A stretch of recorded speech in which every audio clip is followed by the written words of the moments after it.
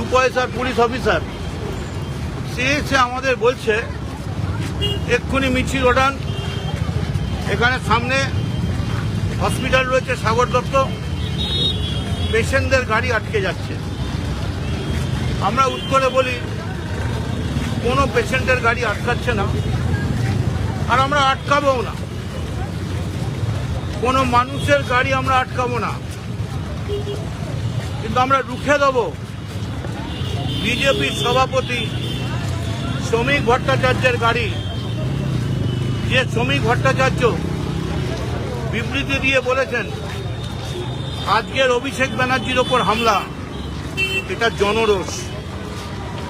যদি এটা জনরোষ হয়, সংগঠিতভাবে কুখ্যাত ক্রিমিনালদের নিয়ে অন্তত 4-5 বিভিন্ন বিধানসভা থেকে লোক এনে এমনভাবে অভিষেককে মারার চেষ্টা হয়েছিল, অভিষেকের মৃত্যু হতে পারে।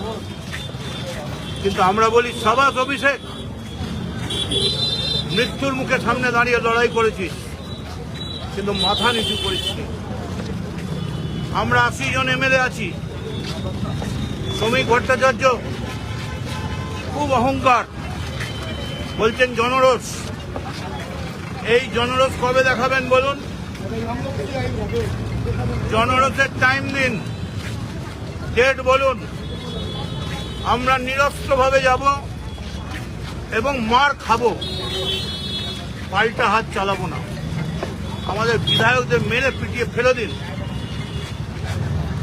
আজকে আপনি একজন মনোনীত সাংসদ, পেছনের দরজা দিয়ে এসছেন। আপনাদের শুভেন্দুবাবু থেকে আপনারা বলেছিলেন কেউ কোনো হামলা করলে সঙ্গে সঙ্গে ছবি দিয়ে থানায় দিতে। এবার কি হলো? অভিষেক ব্যানার্জিকে ঘিরে ফেলে, আমি মানছি কারোর অভিষেক ব্যানার্জির বিরুদ্ধে কিছু বক্তব্য থাকতেই পারে। গণতন্ত্রে মানুষ সব থেকে বড়। আপনারা ভুলে যাচ্ছেন, আপনারা 20-25 লাখ ভোট জোর চুরি করে পেয়েছেন, গায়ের জোরে মিলিটারি দিয়ে, এজেন্ট উঠিয়ে দিয়ে। খুব বেশি হলে তৃণমূলের সঙ্গে আপনাদের কয়েক লাখের তফাৎ। 2,30,00,000 ভোট পেয়েছে তৃণমূল।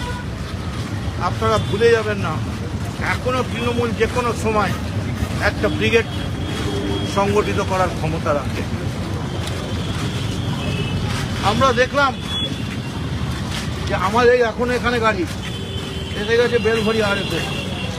থানা চালাতে হবে তো, থানা চালাতে হবে, থাকবে না মিলিটারি পুলিশ।